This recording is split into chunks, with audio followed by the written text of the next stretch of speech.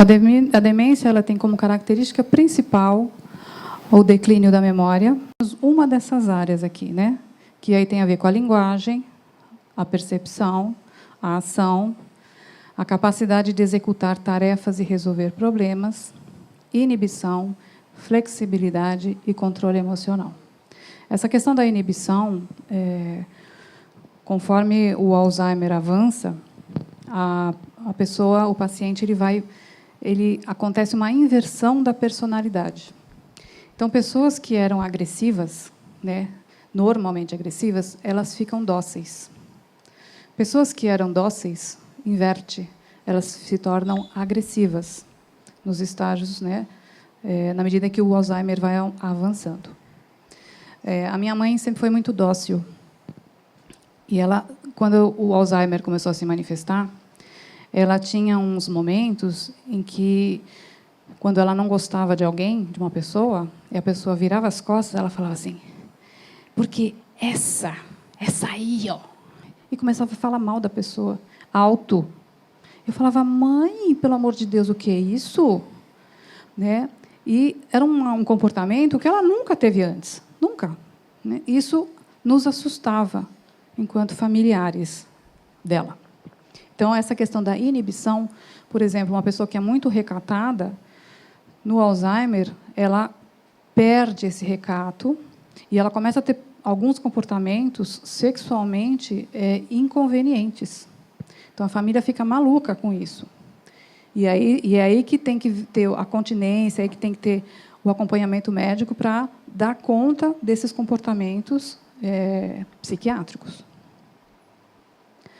E tem que ser esses sintomas com intensidade suficiente para interferir no desempenho social ou profissional do indivíduo. O envelhecimento não implica necessariamente em demência. No envelhecimento ocorrem alterações da memória, mas com características diferentes daquelas encontradas nas demências, conforme eu já expliquei para vocês. Né? Vamos separar, envelhecimento é uma coisa, demência é outra coisa. No envelhecimento normal, a memória fica mais lenta, enquanto nas demências ela desaparece. Mas aqui eu devo colocar uma coisa, que a memória não desaparece completamente. Depende da área em que está afetado o cérebro. Porque tem coisas que a memória se mantém. Então, ela vai perdendo as memórias no decorrer do tempo. Né? Tem coisas, na época, minha mãe lembrava de coisas da infância, assim, com uma riqueza de detalhes impressionante, onde essas memórias foram geradas com os neurônios quando eles eram bem jovens. Né? Elas se mantiveram. E a memória imediata, que a gente falava alguma coisa para ela, dali a pouco a gente tinha que falar novamente, porque ela já esqueceu. E achava que a gente não tinha dado a informação para ela. Eu coloquei essa tabela aqui, que é uma tabela de lista de demências. Muita gente acredita que demência é só Alzheimer. O pessoal, fulano demenciou é porque está com Alzheimer. Não é verdade. Tá? Existem muitos tipos de demência. Só que o Alzheimer, atualmente, ele é o responsável por 52% dos casos registrados aqui no Brasil, por enquanto. Depois nós temos a demência frontotemporal, a demência mista, a demência vascular, a demência associada à doença de Parkinson, degeneração córtico-basal, demência com corpus de Levy, paralisia supranuclear progressiva e demência de etiologia indeterminada. Nessa demência mista, por exemplo, ela pode ser um Alzheimer, que logo nos estágios iniciais ela também apresenta Parkinson. Então, ela pode ter as duas doenças ao mesmo tempo. O Parkinson é identificado ou diferenciado do Alzheimer, porque o Parkinson ele começa com a tremedeira, leva aproximadamente uns 10 anos com essa tremedeira e depois começa a apresentar a demência, depois desse período. Então, configura-se Parkinson nessas condições. O Alzheimer é o contrário, né, quando tem o Parkinson junto. A demência vascular, ela pode ser provocada pelo famoso AVC. Tá? Essas outras demências, eu nem vou entrar no mérito, porque não é a nossa história aqui, mas quem tiver curiosidade de saber quais são os sintomas, né, busque na internet, nos sites das universidades, porque são sites sérios. Demência é uma condição adquirida e persistente, diferente do retardo mental, para a pessoa não confundir, e diferente do estado de delírio. O delírio, ele fica um tempo, depois ele passa. Por exemplo, uma febre pode induzir a pessoa ao delírio, né? Que é o delírio febril. Depois, passada a febre, passa o delírio. Não tem nada a ver com demência.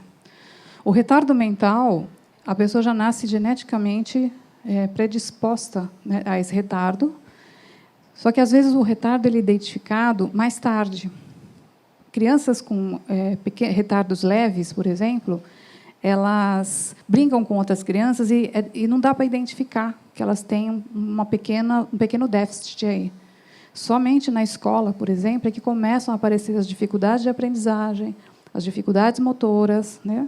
E aí consegue se identificar com mais critério que há um retardo, sim, naquela criança, por exemplo.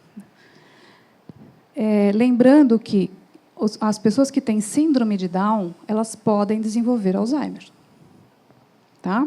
Isso não é divulgado, o pessoal da classe médica é que sabe disso, mas eles podem, sim, a partir dos 40 anos, desenvolver o Alzheimer. Porque, em média, o Alzheimer ele pode...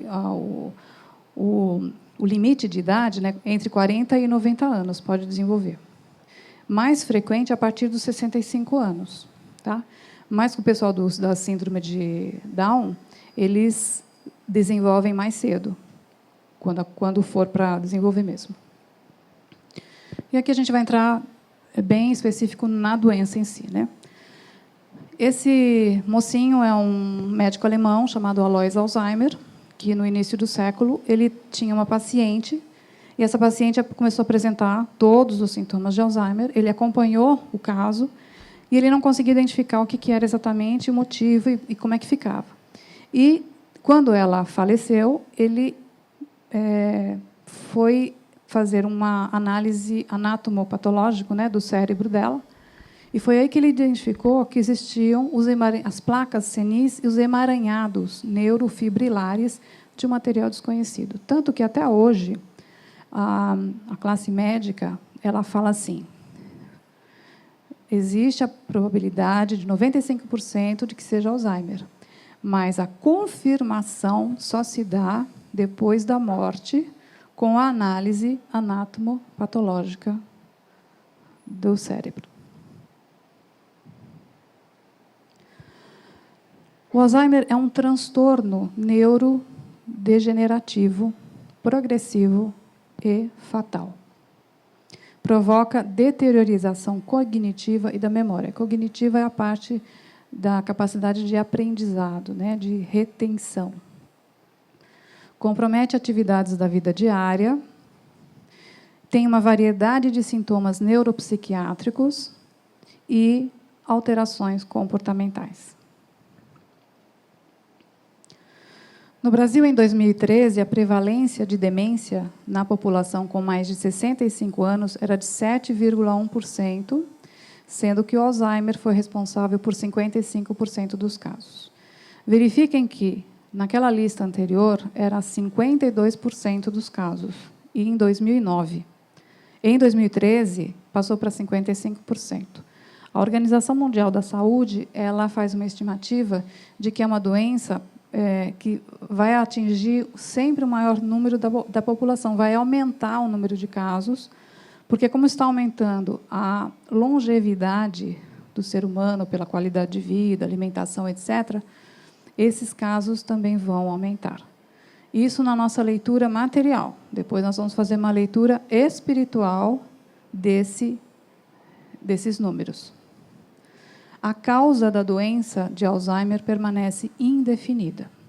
Mas vai chegar um dia, e isso a espiritualidade avisa, que nós vamos encontrar, sim, as respostas e as curas para Alzheimer, Parkinson, AIDS, diabetes, enfim, dessas doenças que, por enquanto, o pessoal ainda não encontrou a cura.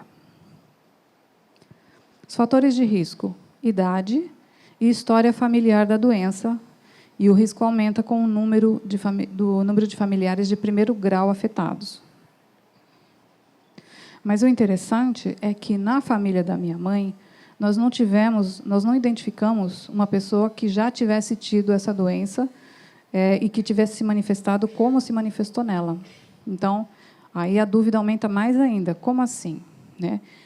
Eu fui pesquisar as inúmeras pesquisas que existem sobre as possíveis formas de cura. E aí tem gente que fala assim que pode ser um vírus, pode ser uma degeneração genética. Então, não existe ainda um rigor ou um critério único para se definir o que é. Ainda está tudo em estudo. Aqui nós vemos o que os neurocientistas chamam de floresta de neurônios. Imaginem que todos nós, neste exato momento, em nossas cabeças, existe uma floresta dessa. Normalmente, a gente não tem essa consciência, né? Contém cerca de 100 bilhões de células nervosas ou neurônios com ramificações que se conectam em mais de 100 trilhões de pontos. Gente, nós temos 100 trilhões de pontos de conexão na nossa cabeça nesse momento. Quer dizer, é uma coisa assim que, pelo menos eu, não consigo imaginar o tamanho disso, mas em formato microscópico, né? Como eu disse, os cientistas chamam de floresta de neurônios. Os sinais que viajam através dessa floresta de neurônios formam a base das nossas memórias, pensamentos e sentimentos. Os neurônios são o principal tipo de célula destruído pela doença de Alzheimer.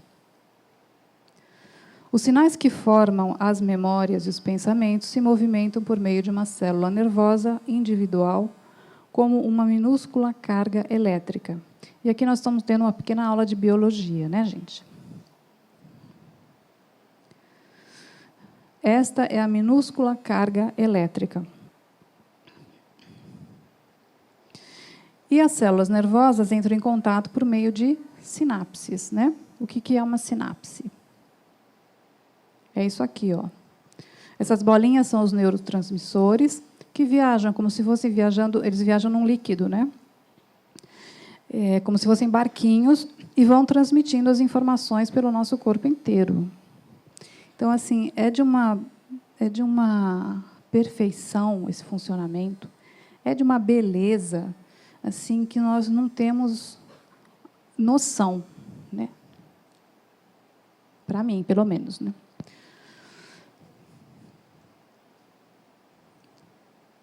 Eles viajam através dessa sinapse, transportando sinais para outras células.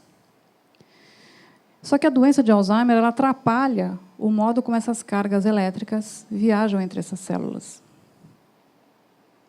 Isso aqui é para vocês decorarem. Ou é um neurotransmissor ou é um neurotransmissor, tá, gente?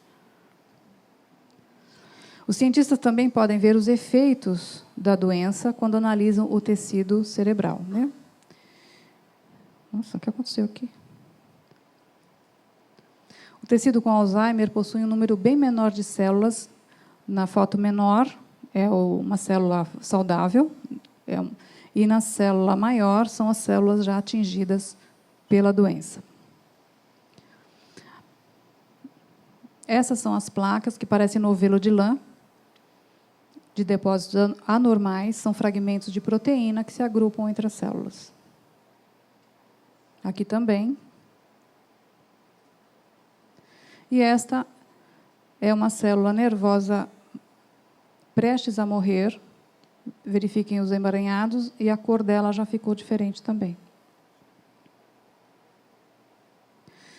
Esse material é o acúmulo de uma proteína chamada beta-amiloide. Aqui eu não vou me estender, porque é uma parte muito técnica, e eu só peguei assim de uma forma muito resumida, porque senão vocês vão dormir.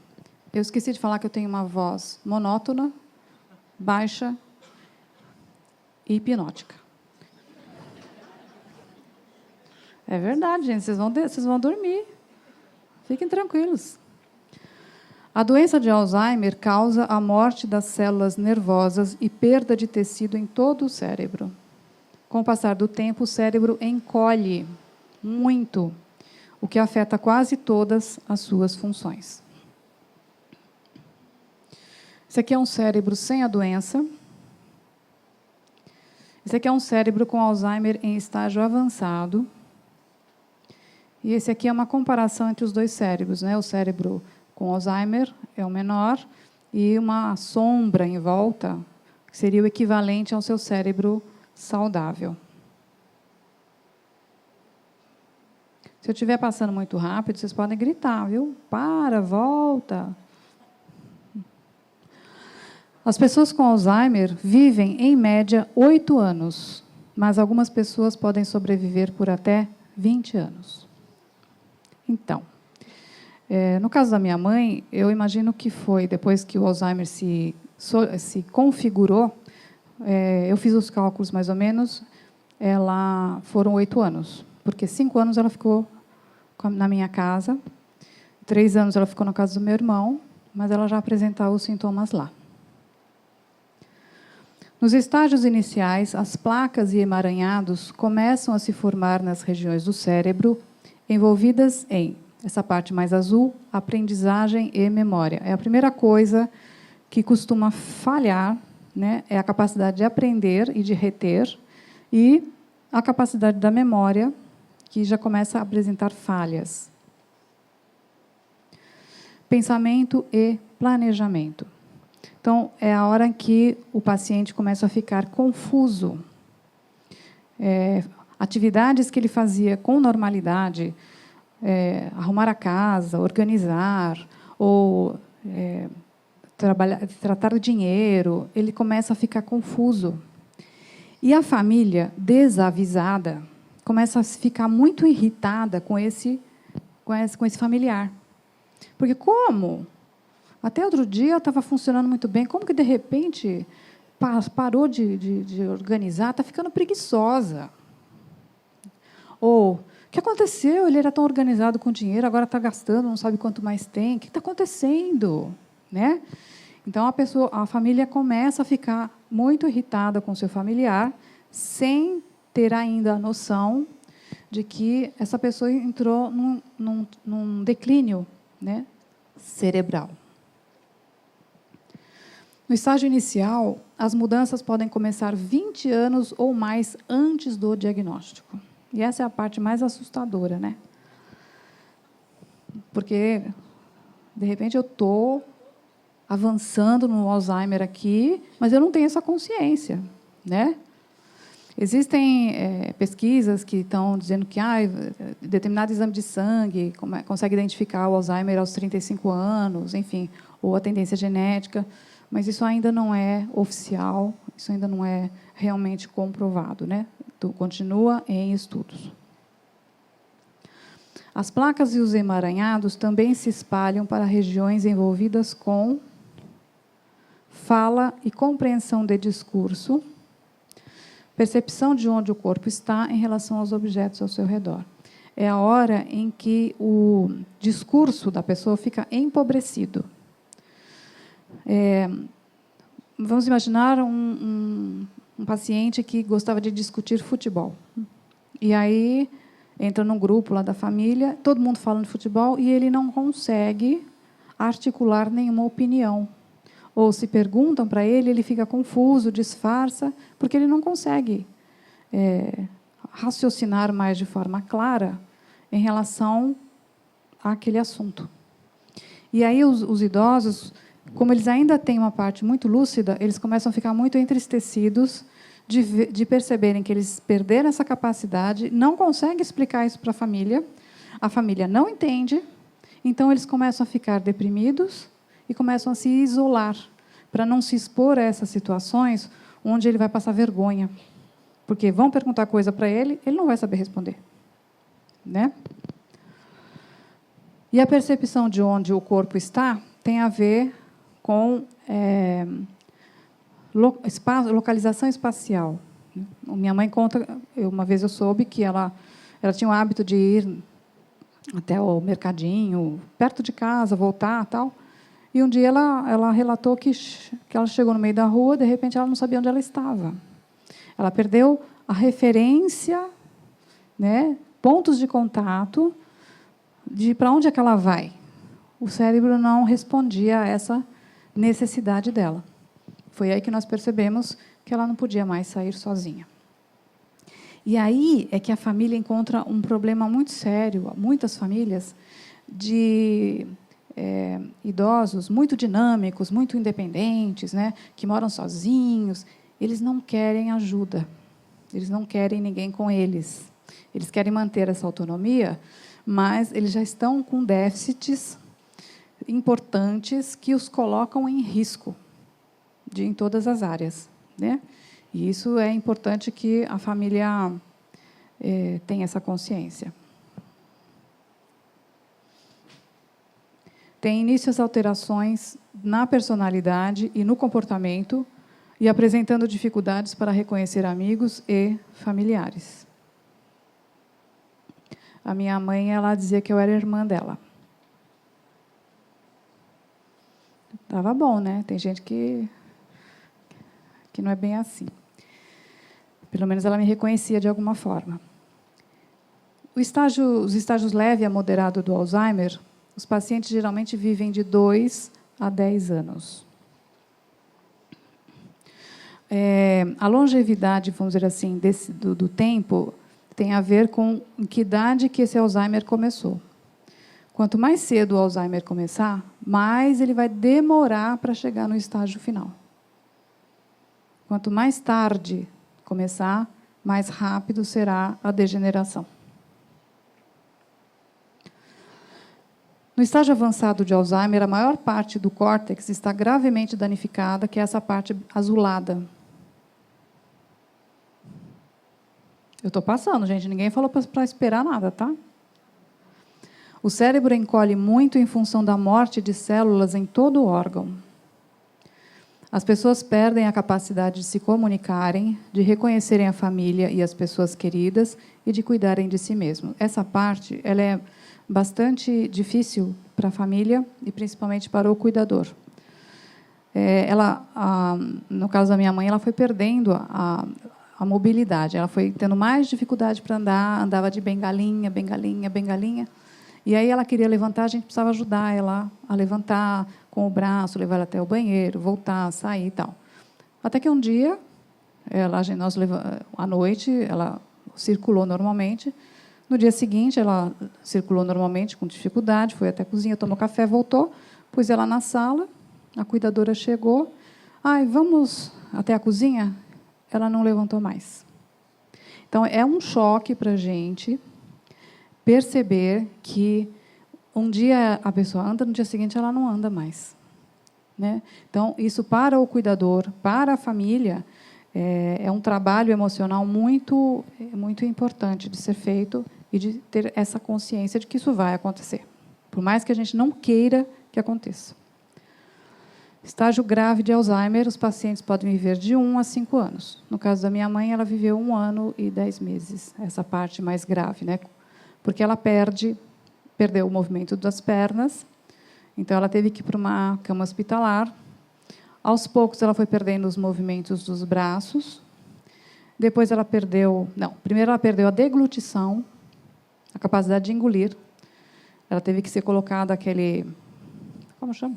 Sonda nasogástrica para se alimentar. E essa era uma tristeza grande que eu tinha, porque ela não podia mais saborear, né? Porque os alimentos que ela ingeria, ao invés de eles iam para o estômago, mas eles iam também para o pulmão. E aí era uma luta porque ela engasgava, e aí a gente tinha que sair correndo com ela para o hospital, para fazer aspiração, enfim, era aquela correria. Então, para isso, para ser evitado, a gente passou a fazer a alimentação só pela sonda. Isso aqui é um cérebro do lado esquerdo, saudável, do lado direito é o Alzheimer avançado. Tem uma enorme perda de células, dá para perceber. O córtex encolhe, danificando as regiões envolvidas com os pensamentos, planos e lembranças. Esse encolhimento é principalmente grave no hipocampo, né?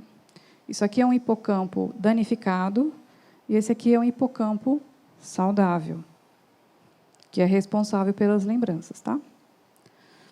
Os ventrículos, que é um espaço preenchido por fluido dentro do cérebro, aqui é o saudável e aqui é o danificado.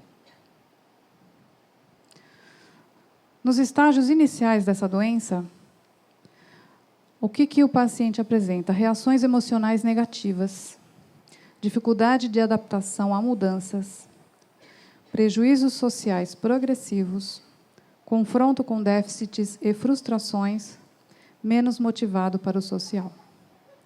E aqui nessa parte do confronto com déficits e frustrações é que entra aquela parte de que o paciente está um pouco cá, um pouco lá. A minha mãe, quando ela tinha os momentos de lucidez, ela falava: meu Deus do céu, a que ponto eu cheguei? E era muito doloroso perceber que ela se dava conta de que tinha alguma coisa acontecendo, ela não tinha controle sobre essa coisa que estava acontecendo, mas havia uma consciência. E aí depois ela saía dessa consciência e ia, né, para ficar maluquinha, que a gente fala, né?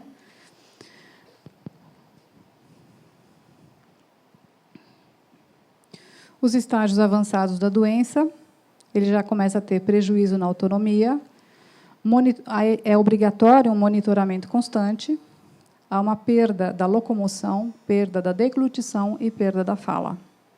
A fala foi a última coisa que a minha mãe perdeu, ela foi perdendo gradativamente. E como é que foi essa perda? Ela falava, a gente entendia. Dali a pouco ela falava alguma coisa, parecia que ela estava com uma batata quente na boca. Eu falava, repete, mãe. Ela repetia, repetia. Eu não conseguia identificar o que é que ela estava falando. Até que chegou uma hora que ela só emitia sons. Ela só gemia, mais nada, né? Não existia mais essa comunicação. É uma doença crônica, progressiva e degenerativa. Repercute sobre toda a família como um todo, e repercute em especial sobre o cuidador. E aqui nós vamos começar a entrar com a parte espiritual da história.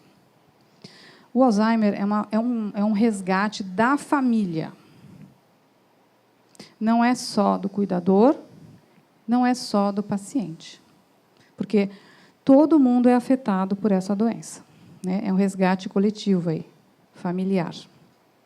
Isso precisa ficar muito claro. O que acontece quando aparece o diagnóstico da doença na família? Muitas famílias que já têm um perfil desestruturado, fica pior. Ninguém quer cuidar, um joga para o outro, começam as brigas e as inimizades. Se a família é uma família estruturada, é uma família unida, a família fica mais unida, né? Eu tive a graça de ter uma família unida, que foi a bênção da minha vida e o merecimento dela, né? De que eu tive suporte de todas as formas. E cada um, é interessante que cada um, né, ajudou da forma como era possível para si mesmo, né? A minha irmã fazia sopas dela para alimentação. O meu irmão fazia toda a parte de manutenção da casa, das coisas que quebravam, das coisas que precisavam que seriam utilizados para ela, que ele que era o responsável. Meu outro irmão servia como motorista, leva para cima e para baixo. A minha outra irmã ajudava fazendo coleta de fraldas, porque essa é uma outra questão importante. Aliás, eu estou falando desgraças, né, gente? Mas tem a parte boa depois, tá? O custo de um paciente de Alzheimer é muito alto, né? Se a família não se unir, fica uma coisa caótica mesmo, né? Porque é um custo alto com medicação, é um custo alto com todos os materiais que envolvem o tratamento desse paciente, é um custo alto com as fraldas, é um custo alto com a alimentação. Ou seja, tem que ter união mesmo, porque senão não é possível cuidar. Uma outra coisa que surge muito para mim, que as pessoas me perguntam mas eu vou cuidar em casa ou eu ponho numa instituição? E isso é um drama pessoal muito grande de muita gente, porque assim, existem instituições e instituições, ok? Mas a grande maioria das instituições, elas, vamos dizer, se prontificam a cuidar e a família monitora, vamos dizer assim, de uma certa forma. Mas será que eu não estarei deixando de de fazer o meu resgate aqui nesta vida se eu colocar o meu familiar na instituição? E isso aí a gente precisa ponderar. Porque as pessoas falam assim, na instituição vai sofrer. Não, isso não é uma verdade. Porque o paciente pode sofrer e ficando em casa. Porque o cuidador, se o cuidador não tiver um suporte, o cuidador vai perder a paciência com esse paciente. Vai ser grosseiro com esse paciente. Não vai querer cuidar desse paciente. Isso é fato. Então, há que se avaliar todas as variáveis para que seja feito o melhor para o paciente. E aí é que tem que ser avaliado, né? Porque existem muitas alternativas. Você pode, por exemplo, as famílias que podem, que têm recurso, contratar 3 cuidadores, um para o dia, um para a noite e o folguista, por exemplo. Mantém o paciente em casa, totalmente monitorado. Ok? Ok. Tem uma instituição, é uma boa instituição, você verificou? Você não abandona o seu familiar, você está sempre lá. Ok. Você quer você mesmo cuidar do paciente, porque você é por um amor profundo e vamos lá. Ok também. Mas a avaliação que precisa ser feita aí é o que é o melhor para o paciente. Ficou claro isso? Tem um monte de cri, né?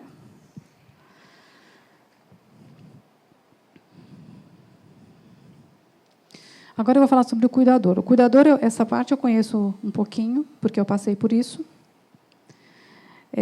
Eu escolhi, né? Eu quis cuidar da minha mãe, quis mesmo.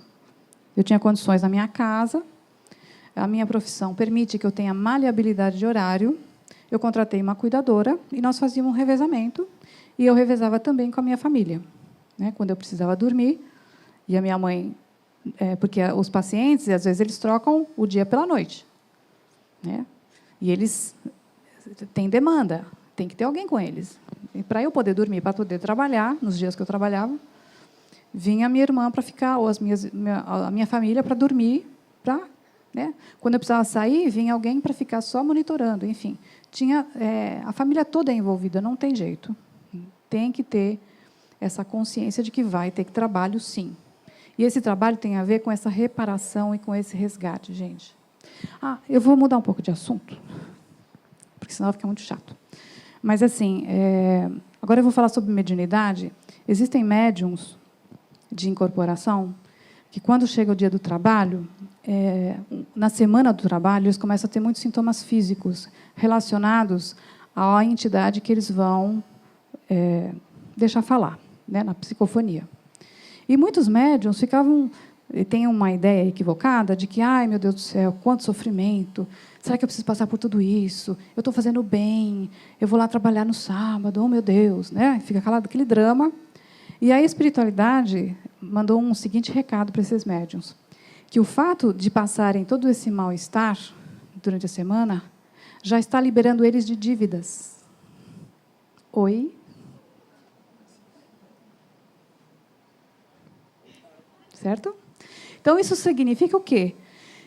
Cuidadores, familiares que passam por esse mal-estar, por esse desconforto, por esses sofrimentos, vamos dizer assim, que são menores do que o paciente está passando, já estão se liberando de dívidas. Ok? Então, é importante ter isso bem registrado, como disse a dona Deusa, né? A sua, como é que é a palavra de ouro, isso? A sua regra de ouro? Então, essa é a regra de ouro. Beleza? Bom, na maioria dos cuidadores, tem pouco conhecimento em relação à doença. E eu, apesar da minha profissão, apesar de eu ter estudado, o Alzheimer, para mim, como eu não tinha tido a vivência, era um nome que eu via lá no livro e que eu decorei, né, os sintomas e respondi na prova, lá da graduação. Só. E eis que eu caio de paraquedas nessa história, sem nunca ter imaginado que, na minha vida, eu teria que passar por isso. Nunca. Nunca. E aí o que eu me dei conta é que eu também tinha pouco conhecimento em relação à doença. Sabia dos sintomas, mas o reflexo disso no real, jamais. O cuidador ele tem a obrigação de prover cuidados ao demenciado, então torna-se uma obrigação. E esse cuidador nem sempre é um cuidador que escolhe cuidar. Geralmente é aquele, porque começa a briga na família, né? Vai para a casa de quem? Ah, eu não posso porque eu estou casada, porque eu tenho filhos, porque minha casa é pequena, porque... E começa, né, aquele transtorno familiar. Então, vai cair no colo de alguém, que é geralmente aquele que tem a casa um pouco maior, né, que não trabalha fora, enfim, que tem essa disponibilidade para cuidar. E não foi escolhido, foi imposto. E aí a coisa pega mais para esse cuidador. Mas é resgate? É resgate. O cuidador tem um desgaste físico, mental e emocional. Eu fiquei com a minha mãe 5 anos, acompanhei os 3 estágios dela, o inicial, o intermediário e o final. E, nos 2 primeiros, eu falava, beleza, dou conta, amo minha mãe, meu Deus, que maravilhoso. Né? Por quê? Porque ela colaborava. Ela andava, ela ia no banheiro, ela tomava banho, né? Ela comia sozinha. Então, era fácil cuidar dela, apesar dela me deixar maluca com os comportamentos inadequados que ela começou a apresentar. Mas, até aí, beleza. Só que, quando chegou na 3ª fase, gente, eu quase fiquei maluca, porque ela não dormia mais, ela só gemia, e começaram as doenças oportunistas. Por ficar muito tempo deitada, aí tinha pneumonia, aí tinha herpes zoster, aí tinha as famosas escaras. Né? Por mais que a gente cuidasse, num dia ela dormia sem escara, no dia seguinte ela estava com escara na orelha. Só de deitar de lado no travesseiro. Pra você ter uma ideia, assim, era uma surpresa todo dia. Isso, emocionalmente, era muita demanda para eu dar conta. Fisicamente, a mesma coisa, o cansaço foi chegando. E o mental, porque eu tinha que tomar muitas decisões assim, porque o médico não estava toda hora disponível para eu perguntar, o que eu faço agora? Não sei. Levo para o hospital? Tento cuidar em casa? Né? Então, eu sempre falei que eu fiz um curso de enfermagem a fórceps. Porque eu tive que fazer curativos, eu tive que dar banho, eu tive que alimentar, eu tive que fazer tudo que um enfermeiro faz. Na marra. Mesmo tendo o apoio de enfermeiros, outros depois, mas, no tempo em que ela ficava comigo, ficava comigo. O cuidador deixa de viver a sua própria vida. Isso é verdade. Por mais que eu fale assim, não, imagina, minha família provê. Mas a minha preocupação era 24 horas. Porque eu estava conectada com essa pessoa o tempo inteiro. Né? Então, não conseguia desligar. Tendem ao isolamento e à depressão. Graças a Deus, eu não cheguei a isso, porque não dava tempo. Minha casa parecia a casa da mãe Joana, assim, sabe? Era gente entrando, saindo, gente entrando, saindo, gente entrando, saindo. Gente chegava, gente saía. Era uma loucura, então, toda hora tinha gente, porque ia visitar, porque ia ajudar. Era médico, enfermeiro, assistente social. Sabe assim? Então, não deu tempo. Eu não tive tempo, né, de nenhuma das duas situações. Mas, quando a família não ajuda, Isso é muito comum. O cuidador ele tem dificuldade para encontrar grupos de apoio, é verdade. Grupos de apoio que ela possa esvaziar, que ela possa ser orientada. E eu falo ela, porque geralmente o cuidador é cuidadora, e é cuidadora informal, né? Luto antecipatório. Esse luto antecipatório é o luto que a gente começa a desenvolver, porque a gente está vendo o nosso familiar ir embora. Ele está se preparando para partir. E é muito difícil para nós, apesar de espíritas, por exemplo, concordar com essa partida, né? Porque fica uma coisa assim, fica um vínculo de afeto muito grande. Então, isso gera na gente um monte de conflitos. Ambíguos, né? Ora, eu quero que ela vá embora porque eu estou muito cansada. Eu não quero que ela vá embora, eu vou sentir falta. E fica esse ioiô. Por isso, os grupos de apoio entrariam para dar um acolhimento nesse luto antecipatório. E esse luto ele acontece na família toda, não é só no cuidador. A família toda entra em luto por conta dessa situação. E aí o que acontece no final? O cuidador costuma desenvolver a famosa síndrome de burnout. Essa síndrome de burnout é uma síndrome de esgotamento profissional, que ela pode acontecer com qualquer pessoa que está aqui nesta sala, por conta das suas profissões. Mas no cuidador também acontece. E é interessante, quando eu fui fazer a minha pós-graduação, o pessoal falava assim para mim, eu falei, vamos falar sobre síndrome de burnout? Aí alguém falou, não, porque qual foi o meu tema? O meu tema é o processo de se tornar cuidador. Parece que eu já estava adivinhando, tá, gente? E tem hora que eu falo, meu Deus, do paciente renal crônico em hemodiálise. E eu fui fazer pesquisa com as cuidadoras, né? E aí alguém falou assim para mim, não, burnout é só para quem tem trabalho remunerado. Eu falei, oi? Como assim? Né? E eu provei no meu trabalho que não é assim. Os cuidadores informais, aqueles que não recebem um tostão, também desenvolvem os mesmos sintomas de um profissional remunerado. Não tem diferença nenhuma. E, geralmente, as profissões mais afetadas pela síndrome são os médicos, os enfermeiros, os professores. Não sei por quê, gente. Não sei por que os professores são afetados. Não tenho a menor ideia. Tá? Deve ser imaginação. E os cuidadores, formais e informais. Tá? É uma síndrome conhecida como a síndrome de esgotamento profissional.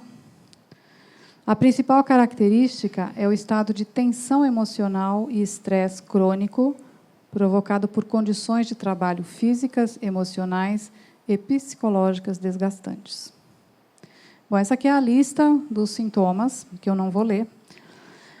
E o que é o maior risco quando a pessoa entra nessa síndrome, né?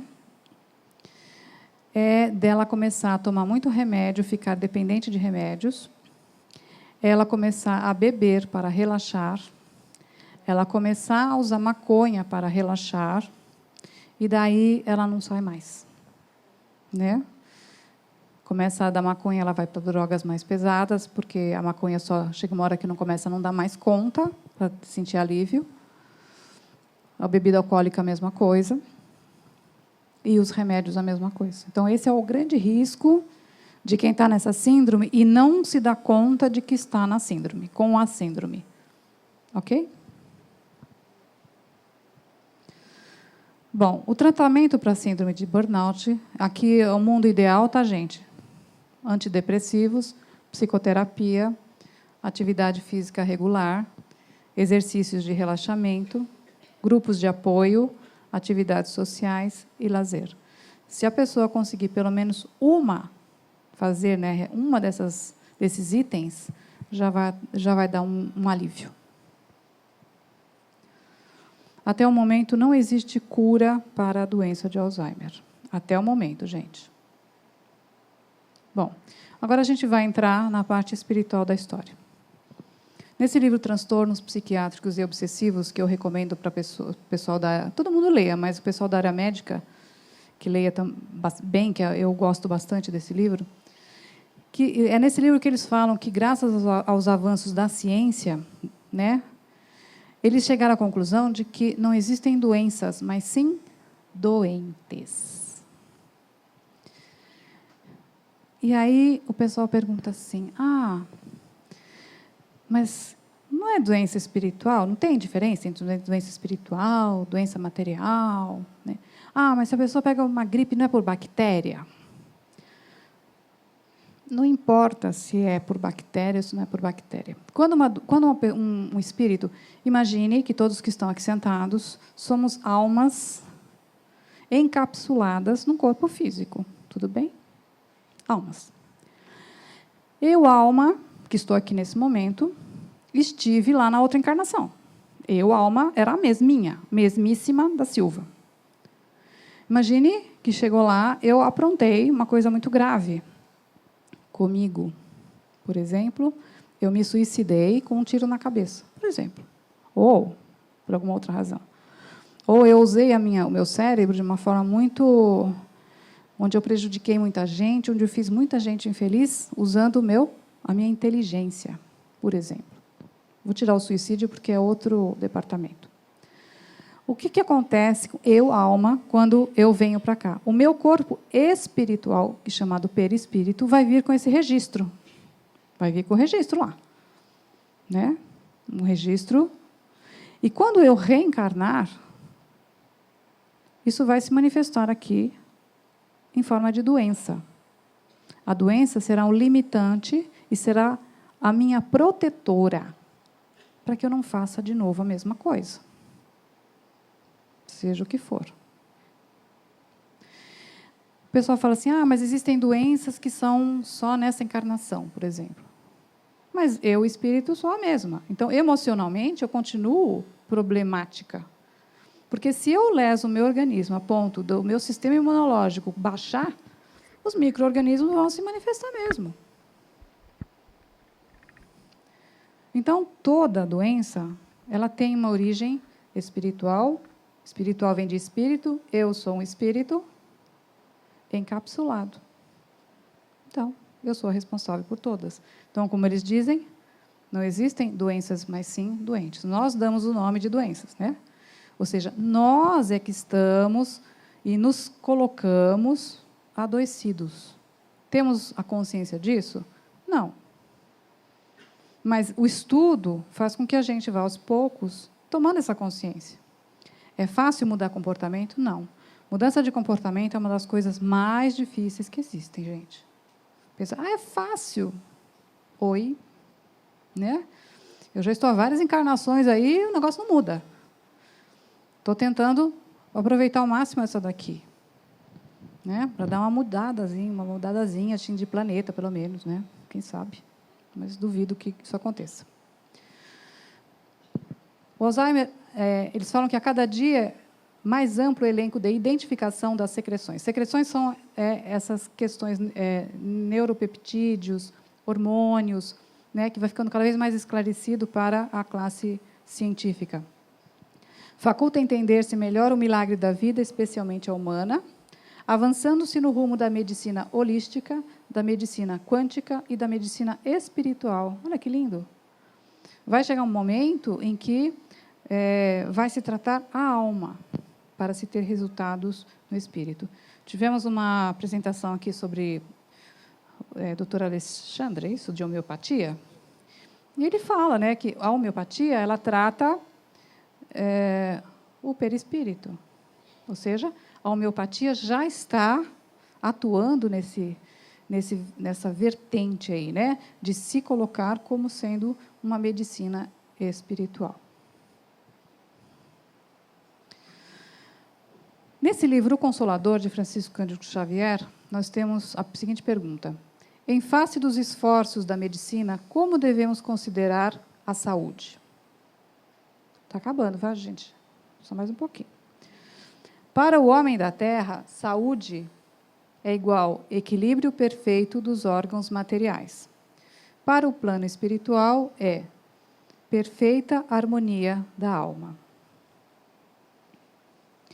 Se as enfermidades são de origem espiritual, é justa a aplicação dos medicamentos humanos, a cirurgia, etc., etc.? A resposta é: o homem deve mobilizar todos os recursos ao seu alcance em favor do seu equilíbrio orgânico. O homem tratará da saúde do corpo até que aprenda a preservá-lo e defendê-lo, conservando a preciosa saúde da sua alma. E aqui eu vou parar um pouquinho para falar sobre essa questão de tratar a saúde do corpo. Os espíritos nos informam que nós, almas encapsuladas aqui nesse corpo, nós temos esse corpo que nós temos, ele é modelado pelo corpo espiritual. Então, é como se a pele fizesse uma cobertura em cima do corpo espiritual e a alma está no centro desse corpo espiritual. Tudo o que acontece no corpo tem uma aderência no corpo espiritual. Tudo o que acontece no corpo espiritual tem uma aderência no corpo físico. Portanto, se nós temos uma doença que se manifestou no corpo físico, tratá-la no corpo físico vai automaticamente tratá-la no corpo espiritual. Ficou claro isso? Difícil de entender? Né? Tanto que a gente fala assim que o câncer... eu vou fazer um parênteses. Quando o pessoal vai lá no atendimento fraterno, às vezes as pessoas chegam muito desesperadas pelo desencarne de entes queridos, pelo câncer. Eu dou a seguinte informação: o câncer, ele estava no perispírito, ele se manifestou no corpo físico, porque o corpo físico funciona como uma esponja, né? E no que esse câncer se manifestou no corpo físico, ele limpou o corpo espiritual. Então, esse perispírito, ele retorna para a espiritualidade leve. Ok? Tanto que o Paulo Neto, uma vez eu acompanhei o trabalho dele. O Paulo Neto é um médium de cura que costuma vir aqui em outubro, eu espero que venha esse ano, né? Ao final dos trabalhos, os médiuns se reúnem e a gente faz o fechamento e depois ele fala algumas coisas. E ele contou que uma vez ele apresentou alguns sintomas de doença e ficou desesperado, porque ele achava que era câncer. E aí o mentor dele apareceu para ele e falou assim: fique tranquilo, você não tem merecimento para isso.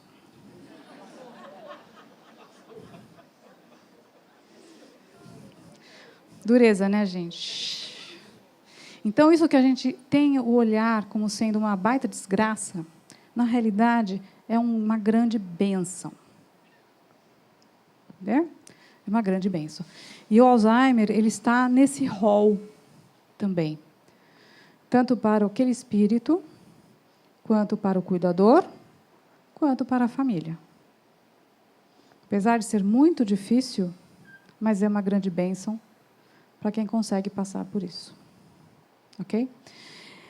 Uma outra coisa que eu quero falar do Alzheimer é que o Alzheimer, ele não... Pode ser no final. Anota. É que os sintomas do Alzheimer, eles não são iguais para todo mundo. Né? Esse é o esperado, né? Essa lista que eu dei aqui é o esperado. Mas cada paciente, ele reage de uma forma muito pessoal. A começar pelos sintomas de comportamento, né? Porque tem gente que fala assim: nossa, mas fulano é tão agressiva, minha mãe é tão calma, né? Está tão calma. Por quê? Porque inverteu. Então, as reações são diferentes para cada paciente. Eu tenho uma amiga que a mãe dela começou a apresentar os mesmos sintomas, repetição de perguntas e umas atitudes assim inesperadas, e a minha amiga tinha que sair correndo do serviço dela feita uma maluca, porque a mãe dela tinha descido portão afora, né, do prédio, rua afora, e o porteiro ligava e ela ficava desesperada: será que eu vou achar minha mãe? Enfim, aquela loucura. Quando um dia, e a mãe dela começou a emagrecer, e os médicos não descobriam o que era. Até que um dia a mãe dela se despediu, falou boa noite. No dia seguinte, ela encontrou a mãe sem vida, porque ela teve um infarto à noite, dormindo, né? Então, assim, cada paciente tem o seu resgate. Portanto, não é igual para todo mundo. Ficou claro isso? Por que não será permitida às entidades espirituais a revelação dos processos de cura da lepra, do câncer, etc.? Antes de qualquer consideração, devemos examinar a lei das provações e a necessidade da sua execução plena. Portanto, os amigos espirituais, eles podem amenizar as dores e os sofrimentos, mas, sendo uma provação, eles não vão interferir, porque aquilo é um ensinamento para aquele espírito, para aquele cuidador e para aquela família. Eu pedi muito, nas minhas orações, que ela não sofresse. Eu não queria que a minha mãe sofresse, mas eles não me ouviram, graças a Deus, né? Porque ela, até o final, ela teve um sofrimento que era necessário para ela. E eu estava conversando outro dia com uma amiga, eu falei que eu ia me empolgar, mas eu vou ter que falar uns minutinhos, tá? Eu estava conversando com uma amiga, assim, um chá da tarde, ela falando da morte da mãe dela, eu falando da minha morte, da morte da minha mãe, como é que foi, porque nós duas acompanhamos até o final, nós estávamos presentes, né? E aí ela falou assim, a sua mãe ficou encolhida, feito um feto? Eu falei, oi? Não, minha mãe ficou normal, né? Ela só simplesmente parou de respirar, porque as perdas, né, perdeu a fala, depois ela perdeu a capacidade de respirar. Ela falou assim, então ela morreu antes do tempo. Eu falei, meu Deus, como assim ela morreu antes do tempo? Né? Porque a mãe dela chegou nesse estágio, emagreceu, ficou pele e osso, e foi encolhendo no processo fetal. Ela ficou num comportamento, né, o corpo ficou parecendo um feto. Então, assim, enquanto a criança desenrola para crescer, o paciente de Alzheimer enrola para morrer. E nessa questão da criança, vou aproveitar, a criança, ela, até os 7 anos de idade, ela está ainda reencarnando, tá, gente? Não houve a aderência total daquele corpo espiritual nesse corpo físico. É por isso que eles têm aqueles amiguinhos imaginários, eles veem com muita facilidade o plano espiritual, porque eles estão um pouco lá, um pouco cá. No Alzheimer acontece a mesma coisa, só que no inverso. Vai havendo um desligamento, pouco a pouco, desse corpo espiritual do corpo físico. Porque, como dizem os espíritos, a morte só acontece quando o corpo físico para de funcionar. O corpo físico parou de funcionar, o espiritual, ele sai, ele é retirado. Tudo bem? Não é aquela história, o corpo espiritual saiu, a pessoa morreu. Não, não existe isso. E a espiritualidade ela é bem categórica nesse sentido. Então, no caso do Alzheimer, ele vai se desligando aos poucos do corpo físico. E aí ela fica um pouco lá, na espiritualidade, um pouco cá. Um pouco lá, um pouco cá. Tudo bem? O plano espiritual não pode quebrar o ritmo das leis do esforço próprio. A doença incurável traz consigo profundos benefícios. Profundos. Que seria das criaturas terrestres sem as moléstias dolorosas que lhes apodrecem a vaidade? Podem os espíritos amigos atuar sobre a flora microbiana nas moléstias incuráveis, atenuando os sofrimentos da criatura? Sim. Elas podem diminuir a intensidade da dor nas doenças incuráveis, eles podem até afastá-las completamente, desde que esse benefício possa ser levado a efeito no quadro das provas. Digamos que essa pessoa não necessita mais passar por aquilo. Que nem eu falo, se você já aprendeu a andar de bicicleta, vai continuar caindo para quê? Né? E aí eles retiram. Mas isso cada caso é um caso. O fato de um guia espiritual receitar para determinado enfermo é sinal infalível de que o doente terá de curar-se? Ele cooperará para as melhoras de um enfermo e, se possível, para o pleno restabelecimento de sua saúde física, mas não modificará a lei das provações ou dos desígnios supremos dos planos superiores, na hipótese da desencarnação, porque dentro da lei, somente ideal e comportamental da pessoa necessitada de auxílio. E é isso que a doutrina espírita faz o tempo inteiro, nos convidando para mudança de comportamento, para elevação mental.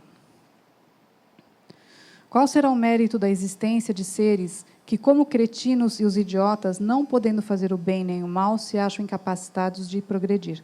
A cretinice, gente, e a idiotice são termos médicos, tá? O pessoal coloca isso de uma forma pejorativa, como um tipo de um palavrão, mas não é um palavrão. E aqui nós estamos falando das pessoas em estado de loucura, que a gente pode comparar com a demência, tá? Resposta: é uma expiação decorrente do abuso que fizeram de certas faculdades. É um estacionamento temporário. E eu raciocinando em cima do Alzheimer, é interessante que a pessoa teve, até os 80 anos, por exemplo, uma oportunidade de melhorar-se. E por que a partir dos 80 ela demencia, né? É como se fosse o restante de uma provação. Ela tem que passar por aquilo. Qual, na loucura, é a situação do espírito? Um espírito preso num corpo demenciado. Tendo o espírito a seu serviço órgãos incompletos ou alterados, que é o caso do Alzheimer, uma perturbação resultará de que ele, por si mesmo e no seu foro íntimo, tem perfeita consciência, mas cujo curso não lhe está nas mãos de ter. Ou seja, isso vai ter um benefício para o espírito que está naquele corpo. Limitante.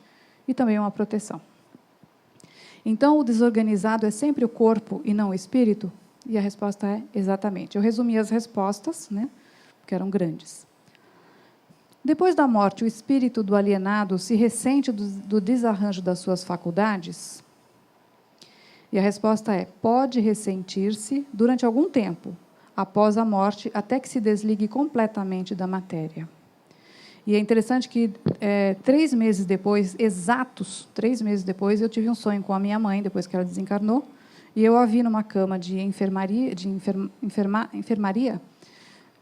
deitada, ainda imóvel.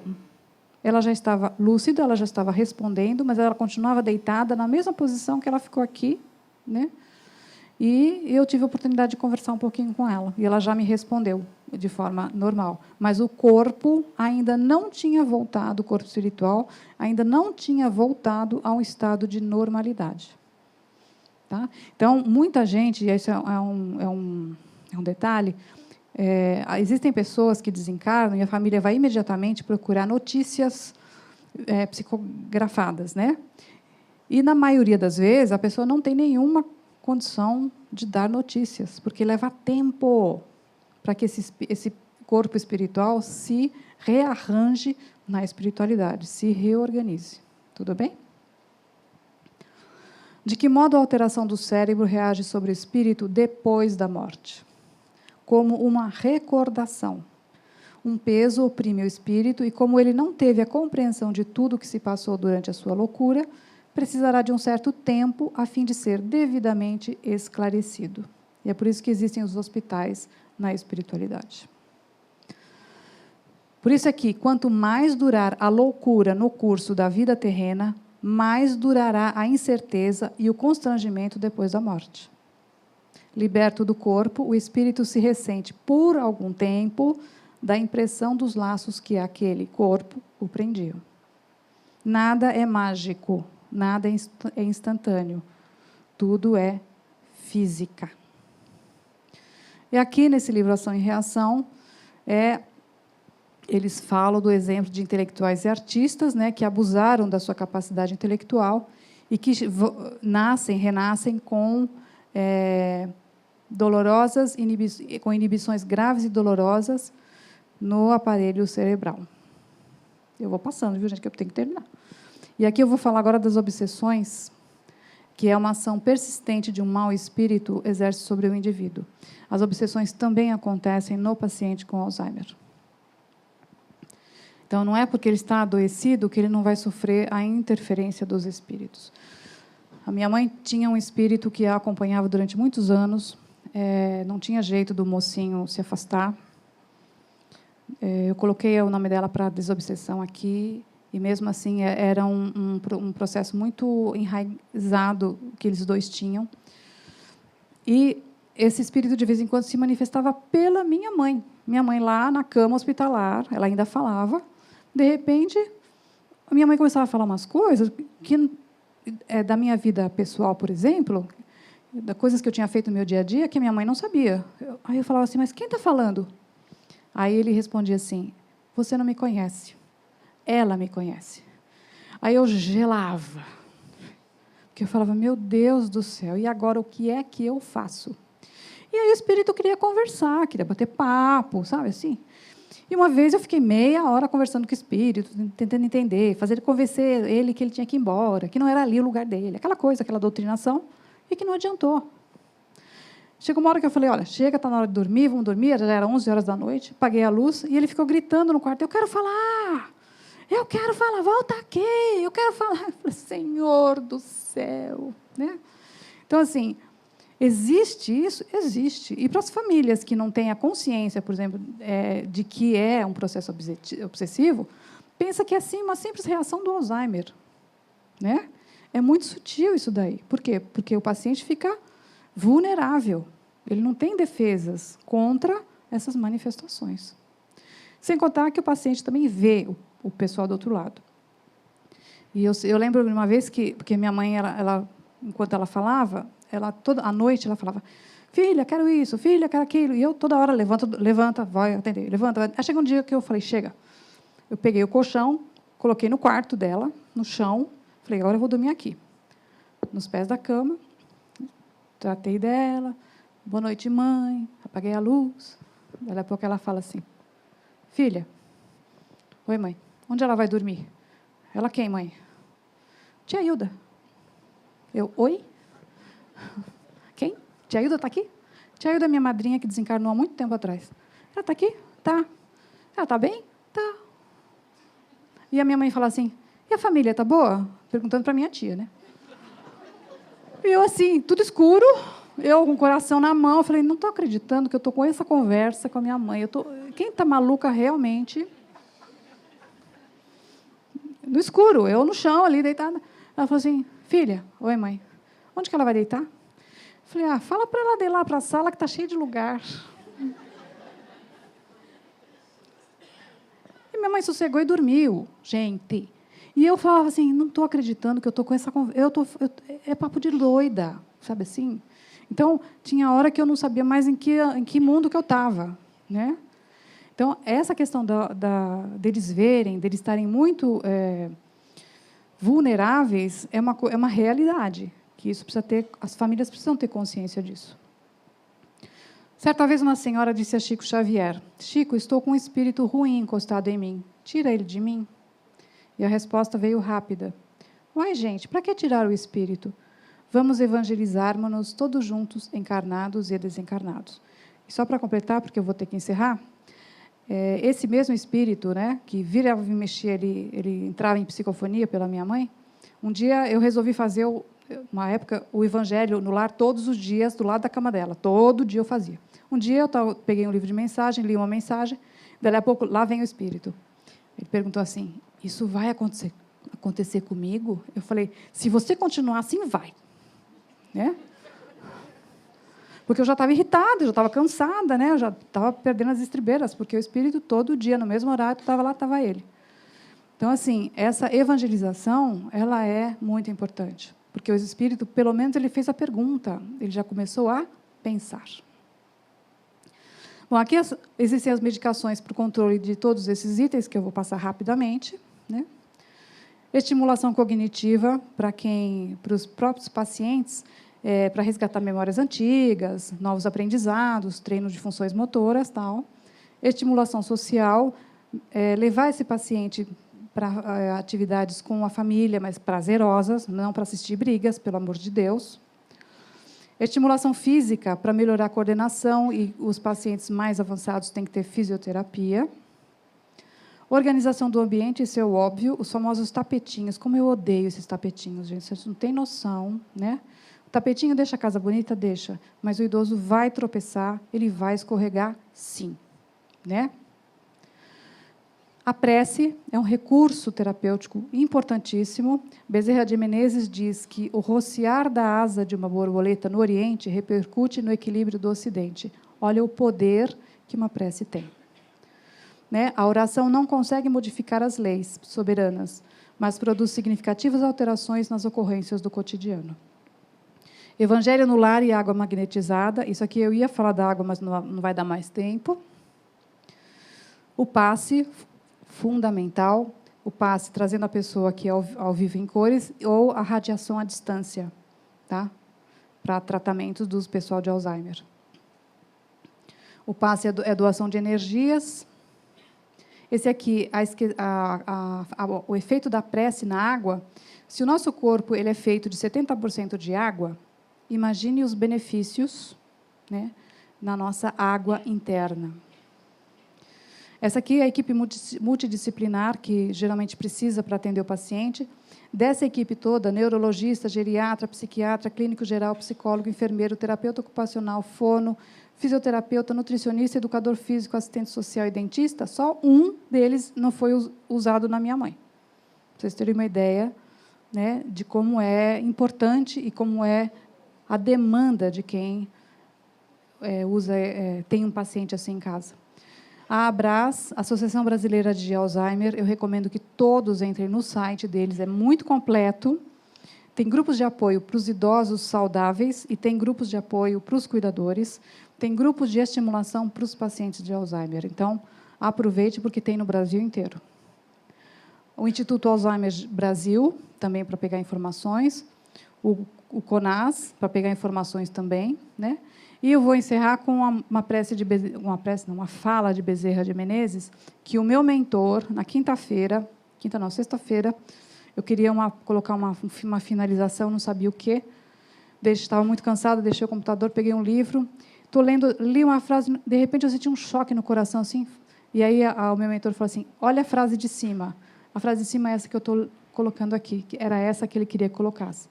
Bezerra de Menezes, né, o médico das almas, então nós estamos falando de medicina aqui, tinha que encerrar com ele.